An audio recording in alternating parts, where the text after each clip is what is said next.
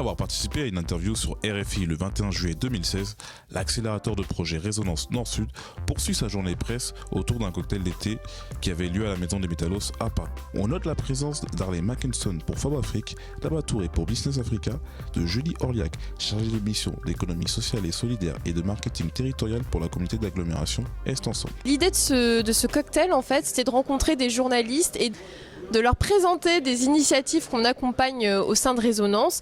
Et l'idée, c'est qu'ils puissent voir directement qui sont les porteurs de projets qu'on appuie, quels sont leurs projets, leurs ambitions, où ils en sont, et qu'ils puissent aussi découvrir de façon pratique et gustative les projets en question. J'ai un projet qui se nomme BTA, donc d'où son nom, Bureau d'études pour les énergies techniques et alternatives.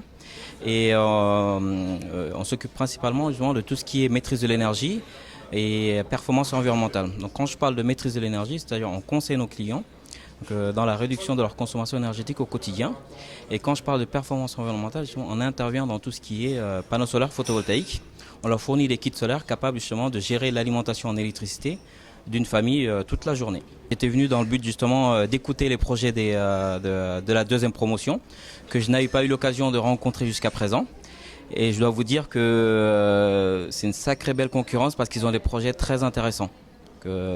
D'une part, ça répond à cette attente-là, et deuxièmement, ça m'a permis justement de rencontrer les journalistes et leur parler de mon projet qui, je pense, permettra à l'avenir justement d'avoir d'autres marchés. L'objectif, c'était surtout d'écouter donc les porteurs de projets qui ont été incubés par cette structure, éventuellement poser des questions, détecter donc les projets les plus prometteurs et surtout publier un article sur ces porteurs de projets. Je suis cofondateur de PIS, donc qui est une solution de paiement mobile par délégation qui permet à une personne, lorsqu'elle est en magasin, de pouvoir faire payer son achat par une autre personne se trouvant n'importe où dans le monde. Alors notre solution, en fait, elle est née de l'observation des situations d'achat.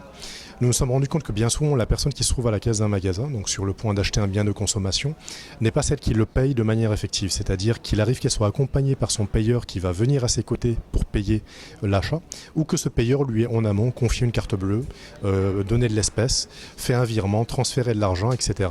Bref, et utiliser une solution de contournement qui bien souvent n'est pas directe et contraignante et parfois non sécurisée.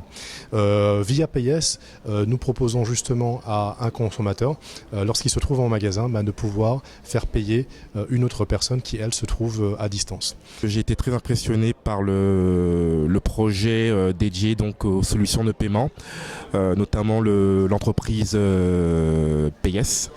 Je pense que c'est un projet qui mérite vraiment d'être médiatisé.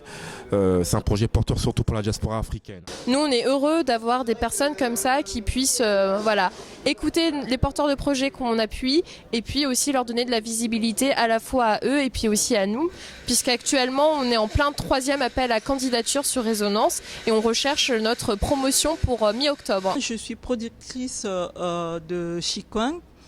Chez moi, on appelle ça le kwanga. Donc, communément, ici, on appelle ça le chikwang. C'est un produit à base de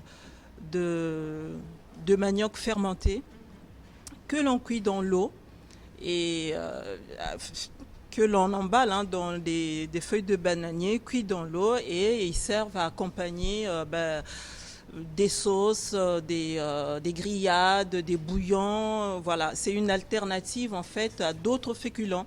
Et c'est un produit 100% naturel et sans gluten. La deuxième partie de mon projet se situe en Afrique.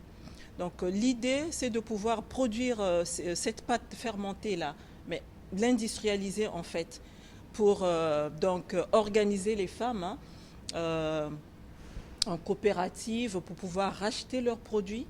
Donc ce qui fera que je serai mon propre fournisseur aussi, et pouvoir donner aussi cette matière première-là aux femmes qui sont là-bas. Il faut savoir que c'est les femmes qui travaillent de la culture à la transformation, mais à la main, très très pénible. Donc voilà un peu mon projet. Chaque projet en fait a son histoire, a son vécu, et je pense que tous ces projets-là ont le mérite d'être médiatisés donc, sur le journal Fab Afrique. Là, on va commencer à faire une petite dégustation des maniocs transformés par Clarisse.